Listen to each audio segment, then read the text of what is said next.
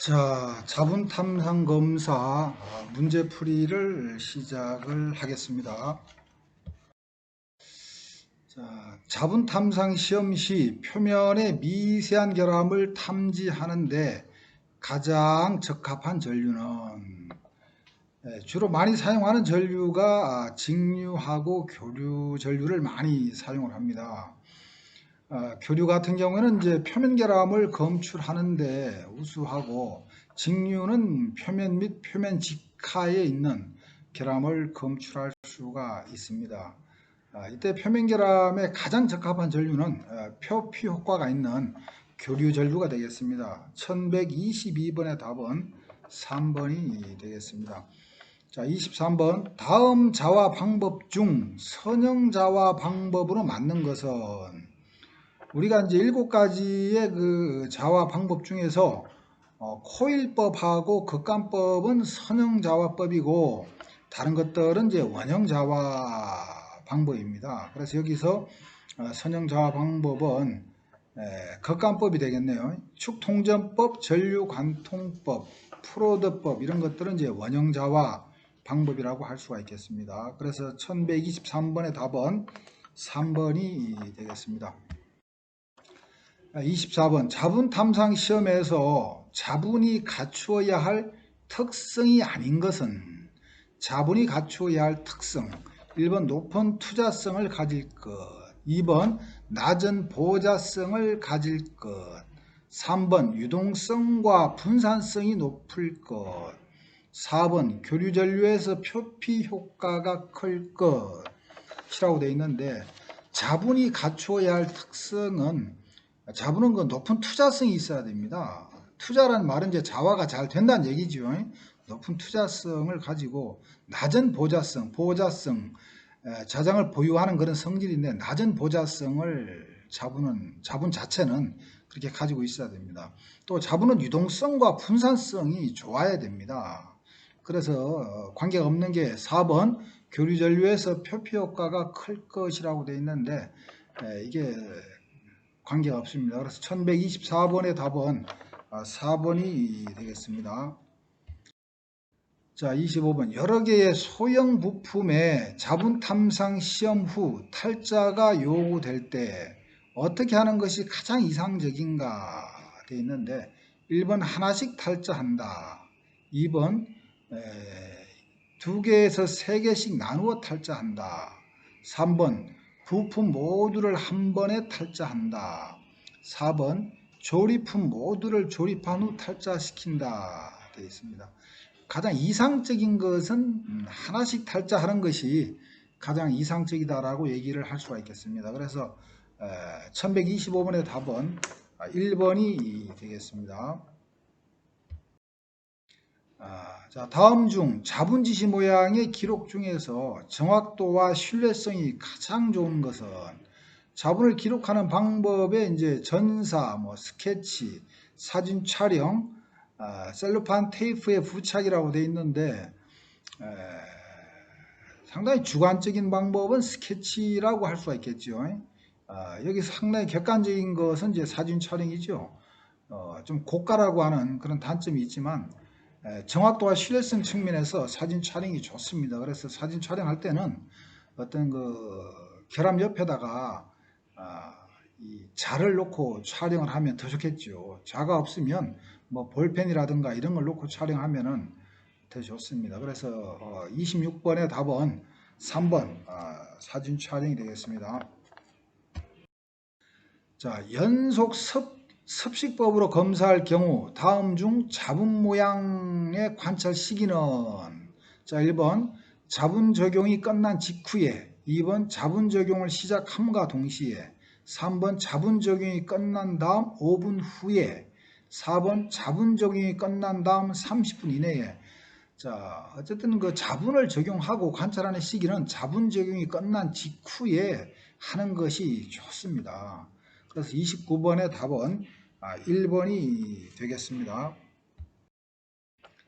자, 자분 탐상 시험 시 자화력이 계속 증가해도 물질 내에 자기가 더 이상 증가되지 않는 점을 무엇이라고 하는가? 1번 침점, 2번 보자력점, 3번 잔류자기점, 4번 포화점. 이거 포화점이죠.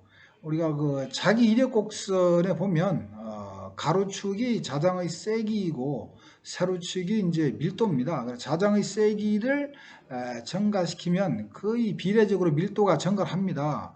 근데 자장의 세기를 아무리 증가해도 더 이상 증가하지 않는 점을 우리가 포화점이다 이렇게 얘기를 할 수가 있습니다. 그래서 31번의 답은 4번이 되겠습니다. 자본 탐상 시험의 검사 공정에 관한 내용으로 틀린 것은 1번 전처리 검사 절차서에서 요구되지 않는다면 용접 덧붙임을 제거하지 않아도 됨. 자와 결함의 길이 방향에 직각으로 자장을 걸어 주어야 함. 3번 자분액 제공 자분의 휘도와 농도 점검을 해야 함. 4번 탈자 다음 공정이 세척이 아니라면 반드시 탈자를 해야 된다라고 되어 있는데 답은 4번이 되겠죠. 탈자는 반드시 안 해도 됩니다. 뭐 예를 들어서 다음 공정이 어떤 열 처리를 한다든가 자기 변태점 이상으로 열 처리를 한다든가 그러면 자동적으로 자성을 잃습니다. 그래서 반드시는 안 해도 됩니다. 그래서 틀린 것은 4번이 되겠네요. 자, 그래서 1132번의 답은 4번입니다. 자, 자본 탐상 시험 중 발생될 수 있는 재해로부터의 안전재해 예방법으로 틀린 것은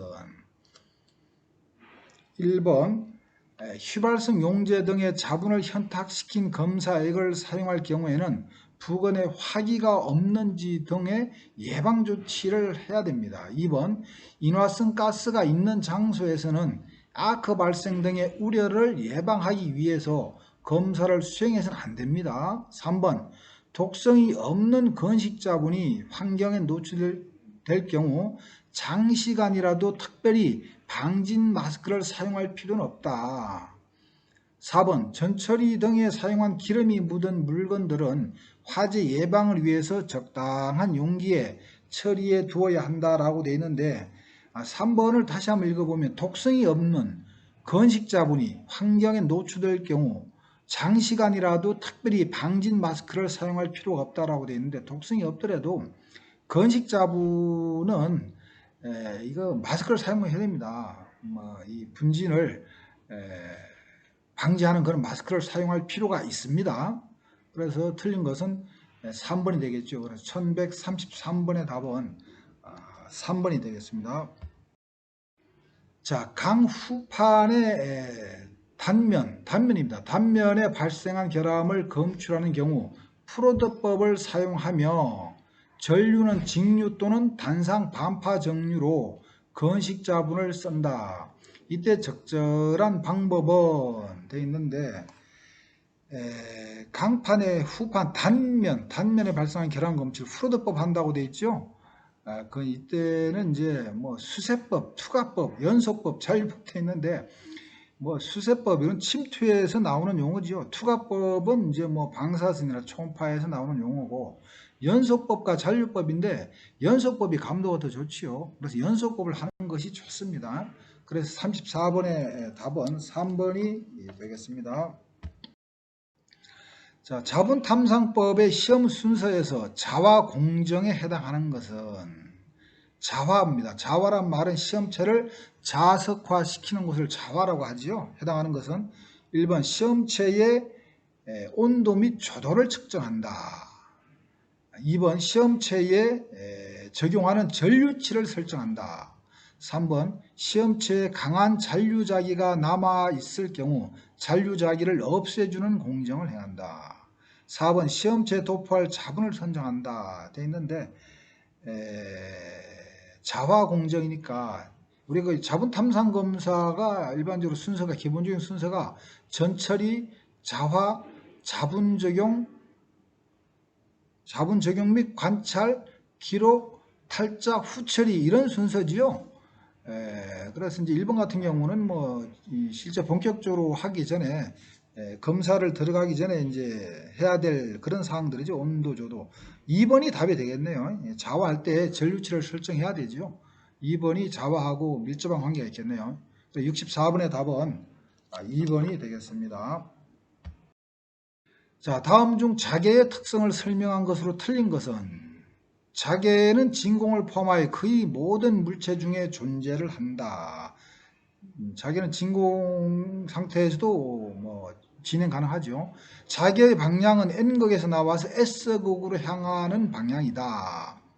자극 사이의 거리가 멀어지면 자속 밀도는 증가한다. 자극 사이의 거리가 멀어지면 자속 밀도는 감소하지요.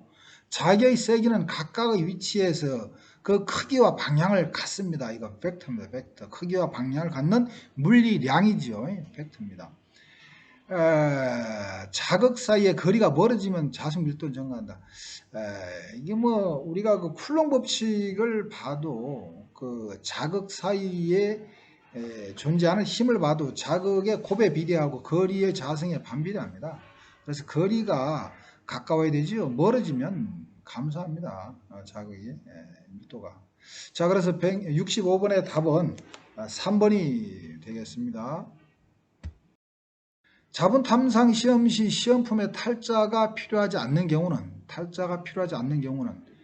연속법으로 검사할 때, 시험품이 상자성체일 때, 시험품을 검사한 후 곤 열치를 할 때, 시험품이 작을 때라고 되어 있는데 탈자가 필요하지 않는 경우는 시험품을 검사한 후 곤으로 열치를 할 때입니다.